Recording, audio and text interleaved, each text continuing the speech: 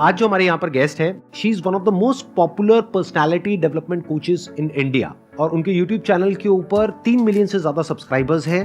Please give an energetic and warm welcome to the one and only Chetna Vashishtha.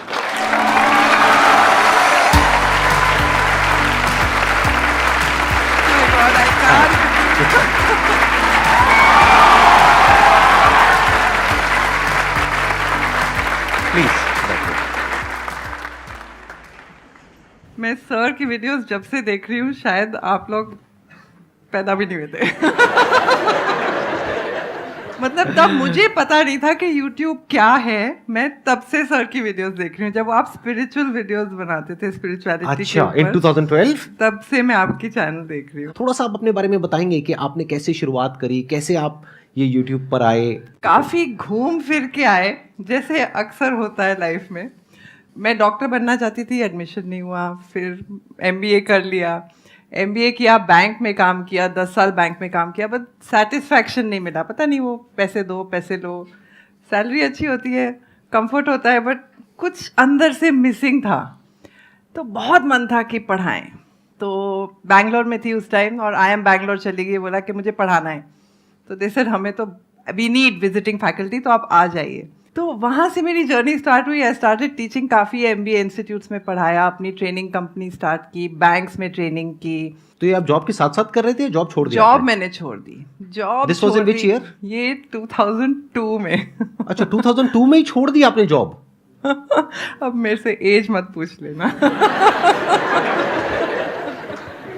I am sure जब आपने अपनी job छोड़ी होगी और 2002 में ये शुरू किया होगा, तो एज अ विजिटिंग फैकल्टी आप जाते तो होंगे, लेकिन ज्यादा पैसे नहीं मिलते होंगे आपको। बिल्कुल भी नहीं, बिल्कुल भी नहीं। तो मैं आपको एक इंसिडेंट सुनाती हूँ। मैं जाती थी वहाँ पे, एक बच्चे ने चीटिंग की एक दिन एक एग्जाम में। तो मैंने उसको बुलाया, मैंने कहा आपने चीटिंग किया, मैं आपको 0 दे रही हूँ। कहता मैडम आप होते कौन हो हमें सिखाने वाले, आपकी सैलरी से ज़्यादा तो मेरा महंगा फ़ोन है। तो मुझे कहते हैं आप फेलियर हो। तो उस टाइम मैंने सोचा कि शायद हमारी ऑडियंस गलत है, ये जो MBA के बच्चों को हम पढ़ा रहे हैं शायद वो गलत है। तो क्यों ना ऐसे बच्चों को पढ़ाएं जिन्हें वाकई ज़रूरत है और उन्हें फ्री में पढ़ाएं। और उस टाइम YouTube सूझा कि क्यों ना हम अपनी नॉलेज उनके साथ शेयर करें जिन्हें वाकई थोड़ी सी कद्र हो जाए उस नॉलेज की, और जिनके पास में इतने पैसे नहीं है कि वो MBA कॉलेज में जा सकें। तो एक प्रिंसिपल है इस चैनल पे कि कभी भी कोई कोर्स रन नहीं करेंगे, कभी पैसे नहीं लेंगे स्टूडेंट से। ये मेरी फिलॉसफी है कि चैनल पे कभी बच्चों से पैसे नहीं लिए जाएंगे।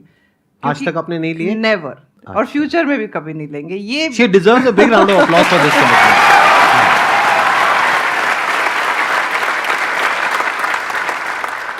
थोड़ा सा बताइए कि अगर ये जो बच्चे हैं, इनको यही क्लियर नहीं है बहुत सारे बच्चों को कि पर्सनालिटी होती क्या है, तो can we start from there कि is it a static thing which can not be changed और it's like fluid thing which can be changed? मतलब क्या है ये पर्सनालिटी? यहां से हम शुरू करते हैं और फिर आगे देखते हैं कि अगर अपने आप को इंप्रूव करना है तो कैसे किया जा सकता है आपके अकॉर्डिंग।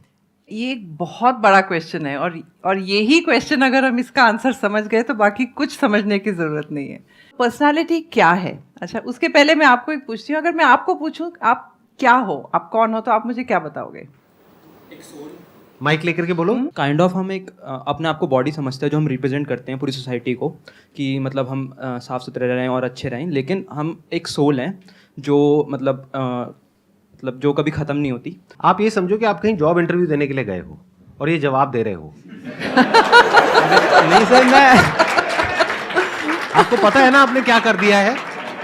अब आप दोबारा से एक बार जवाब दीजिए, जैसे कि जॉब इंटरव्यू में आपसे क्वेश्चन पूछा गया है, tell me something about yourself. अगर मैं जॉब के लिए जाऊंगा, कोई पर्टिकुलर स्किल होगी जो जिसमें मैंने काम किया है कुछ ईयर्स के लिए, like kind of I am a CA student.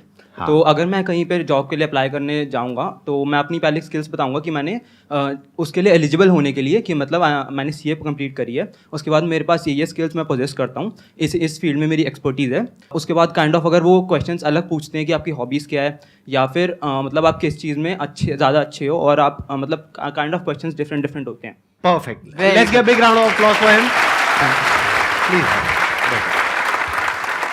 तो यूजुअली कोई आपको कुछ पूछता है तो आप यही बताते हो कि मैंने ये पास्ट में ये सब किया है, लेकिन आपकी पर्सनालिटी वो नहीं है। आपकी पर्सनालिटी वो है जो आप बनाना चाहते हो। इलॉन मस्क से कोई पूछता है आप क्या हो, तो वो कहते हैं मुझे मार्स पे जाना है। मैं एक दिन मार्स पे जाके रहूँगा, फ्यूचर में मैं क्या बनूँगा या बनूंगी। तो अगर अगली बार आपको कोई क्वेश्चन पूछे आप क्या होना, तो साथ में ये जोड़ देना कि मैं 10 साल बाद ये बनूंगा, मैं 10 साल बाद ये बनूंगी। जब आप उसको अपने साथ जोड़ लेते हो ना, तो आपकी वही पर्सनालिटी बन जाती है। सुपरफिशियल लेयर होता है जो लोग सोचते हैं पर्सनालिटी है कि मेरे बाल कैसे हैं, मेरे ड्रेसिंग कैसी है, वो सब बहुत सुपरफिशियल लेयर होता है। वो भी अलाइंड होता है आपके गोल की तरफ। अगर आपने डॉक्टर बनना है, आपने सोच लिया मैंने डॉक्टर बनना है, तो आप एक अलग तरीके से आपके पूरी जो ड्रेसिंग होगी वो डिफरेंट वे में होगी। अगर आपने गेमर बनना है तो आप अलग तरीके से बाल अपने करोगे। सो ये सुपरफिशियल लेयर होता है, इस पे मत जाओ। ये पूरा सुपरफिशियल लेयर अलाइंड होता है उस चीज़ से कि आप क्या बनना चाह रहे हो। आप उस हिसाब से आपकी पूरी पर्सनालिटी डिसाइड हो जाती है। तो डोंट उल्टा काम मत करो। मतलब पहले ये मत डिसाइड करो कि मेरे को अपनी शक्ल सूरत कैसे बनानी, पहले आप डिसाइड करो कि मुझे बनना क्या है, and then align everything in line with. Very good point. हम यही गड़बड़ करते हैं ज्यादातर कि मतलब हम अपने आप को इंप्रूव कैसे करें। इंप्रूव का मतलब क्या है? जैसे अगर आप एक आर्टिस्ट हो तो आपका जो वे ऑफ ड्रेसिंग है, हेयर स्टाइल है, ये है वो अलग होना चाहिए। और अगर एक कॉर्पोरेट वर्ल्ड में आप जा रहे हो तो वहां पे अलग होना चाहिए। कोई क्लियर कट डेफिनेशन नहीं है ना। तो what she is saying is कि अगर आप एक बड़ा अपना गोल सेट कर लेते हो कि this is what I want to be 10 years down the line, 20 years down the line, मान लो आपको कॉर्पोरेट वर्ल्ड में ही जाना है, तो आपने अपना एक गोल बना लिया सुंदर पिचाई। अब अगर इतना बड़ा गोल बनाओगे तो अगर वो नहीं भी बने तो कुछ तो अच्छा बन ही जाओगे। बट अगर कोई गोल ही नहीं बनाओगे तो पास्ट के बेस पे अपने आप को देखोगे तो वहां पर आपको बहुत चैलेंजेस नजर आएंगे, वहां पर आप स्टक हो जाओगे, आगे नहीं बढ़ पाओगे। और जैसे ही वो फ्यूचर गोल आपके माइंड में होगा तो पास्ट में या प्रेजेंट में अगर कुछ प्रॉब्लम्स है भी तो आपका ध्यान वहां से हट जाएगा। फ्यूचर में आपको पता है कि मैं कुछ बड़ा करने वाला हूं, मैं फोड़ने वाला हूं, अगर टिपिकल लैंग्वेज में बोला जाए तो। ये जो सर ने बात बोली ना, उस चीज़ को मैं पकड़ में लाती हूँ। आप लोग कहीं भी जाते हो आपको बहुत शाइनेस फील होती है, अंडर कॉन्फिडेंस फील होता है कि कैसे किसी से हम बात कर सकते हैं, क्या बोलना है मुझे इस टाइम। अंदर से क्या लग रहा है उस टाइम आपको? जज करेंगे सब, जज करेंगे मुझे, लोग मुझे जज कर रहे हैं। स्पेशली मैम तब हमें ये चीज़ फील होती है जब हम उसी फील्ड में सामने वाला हमसे ज़्यादा बेटर है। सामने वाला आपसे बेटर है कि नहीं वो आपके माइंड में है। अभी हमने तय नहीं किया है कौन बेटर है, लेकिन आपने तय कर लिया है कि सामने वाला आपसे बेटर है। अगर आप इस स्टेज पे आके इस टाइम यहाँ पे खड़े हो जाओ सामने, आपको अंदर से क्या फीलिंग होगी? एक्साइटमेंट। एक्साइटमेंट। कौन है एक्साइटमेंट वाले भाई साहब? हाथ ऊपर करिए, आइए यहाँ पर आइए। मैं मजाक कर रहा हूँ, आ जाओ।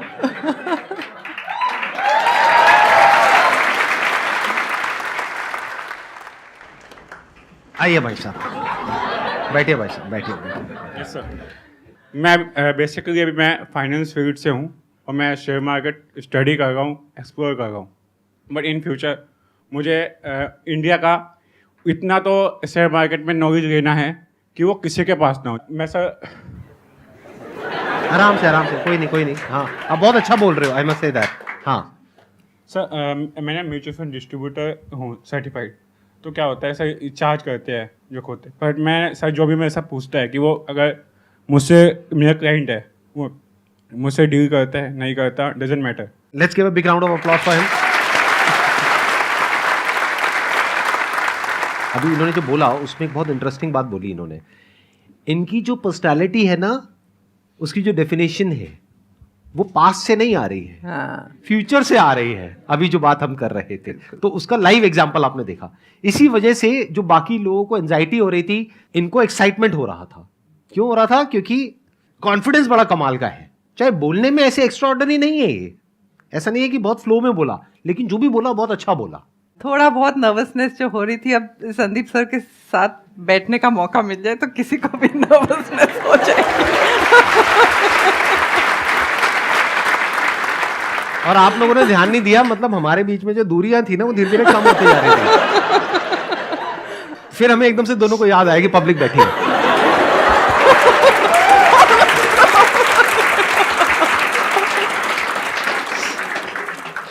तो ये जो आपने बात बोली थी ना कि जज करते हैं, आप सोचते हो कि सारी दुनिया आपको जज कर रही है। और अच्छा, मैं एक और क्वेश्चन पूछती हूँ, मैं आंसर बाद में दूंगी, क्वेश्चन पहले पूछूंगी।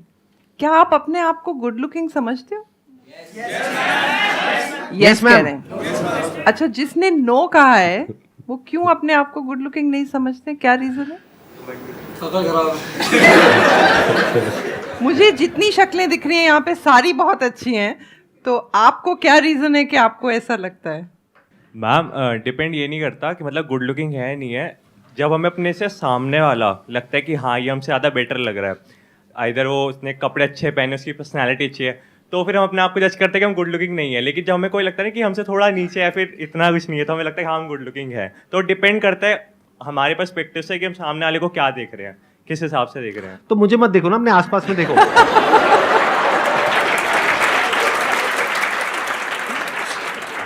अच्छा चलो एक एक्सपेरिमेंट और करते हैं। सब लोग इस कमरे में चारों तरफ देखो कि आपको पिंक कलर में क्या क्या दिख रहा है। देख लिया? अब आंखें बंद करो। अब बताओ कि ब्लू कलर में क्या क्या था कमरे में? कितने लोगों ने ब्लू कलर का देखा? आंखें खोल लो। बाकी लोगों ने क्यों नहीं देखा? ध्यान पिंक में था। तो क्या होता है, कई बार लोग आपको कुछ कह जाते हैं, किसी ने आप बहुत तैयार हुए, किसी ने कॉम्प्लीमेंट नहीं दिया, कुछ हुआ, किसी ने बोल दिया नहीं आप अच्छे नहीं लग रहे, वो पिंक था, आपने पकड़ लिया। साथ में ब्लू भी हुआ, किसी ने बोला नहीं नहीं आप बहुत स्मार्ट हो, अरे छोड़ यार, वो ब्लू था, आपने उसको साइड में कर दिया और पिंक को गले लगा लिया। तो अब कोई आपको कहता है आप बहुत अच्छे, आप कहते हो नहीं। आपके पास सारी आर्ग्यूमेंट्स हैं, सारे एविडेंस है, सारी आर्ग्यूमेंट्स हैं कि क्यों आप नहीं अच्छे हो, और वो सब आपने अपने माइंड में बना लिया है। अब उसके लिए कोई रिस्पॉन्सिबल नहीं है, किसी ने कुछ किया ही नहीं है, आप अपनी स्टोरी अपने माइंड में बना रहे हो ना। अब आप एक बार इसको एक्सेप्ट कर लो कि ये स्टोरी सिर्फ आपके मन में है। अच्छा, एक फैक्ट और है कि दुनिया में हर एक की स्पॉटलाइट अपने ऊपर होती है, हर एक की स्पॉटलाइट अपने ऊपर होती है। अब आपने स्पॉटलाइट अपने ऊपर डाल दी है और सारे नेगेटिव उसके साथ ले लिए हैं, और आप कहीं जाते हो गैदरिंग में, इंटरव्यू में, मीटिंग में, पार्टी में, आपको क्या लगता है? सारी नेगेटिव मेरी तरफ आ रही है, क्योंकि आपने ही वो स्पॉटलाइट की नेगेटिव एनर्जी अपने ऊपर डाल के रखी हुई है, उसी को लेके चल रहे हो। सामने वाले की स्पॉटलाइट कहाँ है? खुद के ऊपर। खुद के ऊपर। हाँ। आप क्या सोच रहे हो उसकी स्पॉटलाइट कहाँ है? आप सोच रहे हो आपको ध्यान दे रहा है, एक्चुअली उसको अपनी फिक्र है। चलो एक होमवर्क करते हैं, आप घर जाओ, आपका सबसे बड़ा डर क्या है उसको लिखो। सपोज आपका सबसे बड़ा डर है पब्लिक स्पीकिंग, आपका सबसे बड़ा डर हो गया किसी का कि मुझे डांस करना नहीं आता है। एक एक लाइन लिखो, हार्श से हार्श लाइन लिखो। लोग कह रहे हैं एकदम बेवकूफ़ है, इसका तो दिमाग ही नहीं है, जो भी आपको वर्स से वर्स जजमेंट्स आपको लग रहा है लोग आपको जज कर रहे हैं, सारी लिख दो, ठीक है? अब एक एक को पकड़ो, ये पूरी तरह सच नहीं है, थोड़ा दिमाग है, थोड़ा है। फिर सेकंड पॉइंट पे आओ। मेरा कहने का मतलब है आप हर एक पॉइंट को एक एड्रेस करो और उस पर 2 रिएक्शन आएंगे आपके। या तो आप उसको एक्सेप्ट कर लोगे कि ठीक है चलो नहीं आती मुझे फिजिक्स, मान लिया, कोई बात नहीं, मान लिया, चलो मैथ, लेकिन नहीं मैथ्स तो मुझे थोड़ी बहुत आती है, ऐसे मत बोलो कि 0 है ना। एक कुछ आप एक्सेप्ट कर लोगे, कुछ आप चैलेंज करोगे, 2 ही ऑप्शंस हैं। जो चीज़ जजमेंट आपने चैलेंज कर दी वो वहीं की वहीं ख़त्म हो गई, और जो आपने एक्सेप्ट कर ली उसकी भी पावर ख़त्म हो गई। तो आपने जितनी जजमेंट्स लिस्ट करी हैं, आप ऐसे 1 बाय 1 उनकी पावर ख़त्म कर दो। अब उस जजमेंट में कोई पावर ही नहीं है, तो आपको कौन जज कर रहा है? कोई भी नहीं जज कर रहा, ठीक है।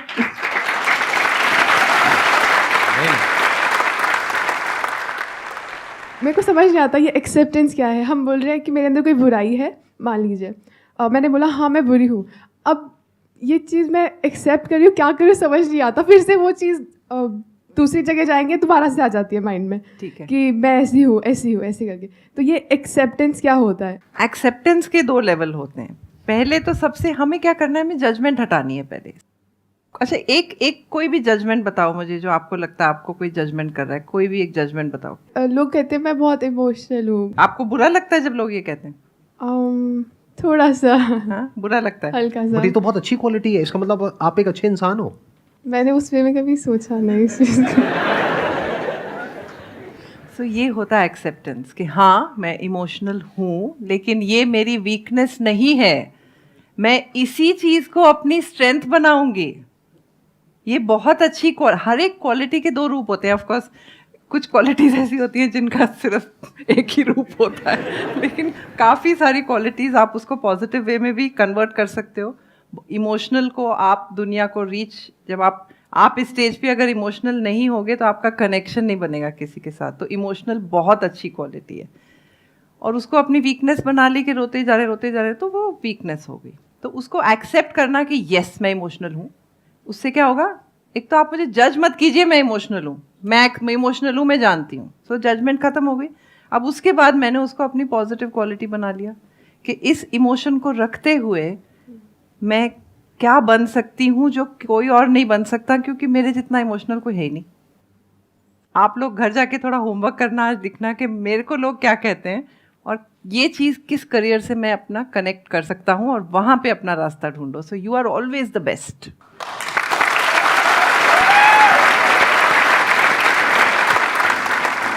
Thank you so much for coming. Thank you.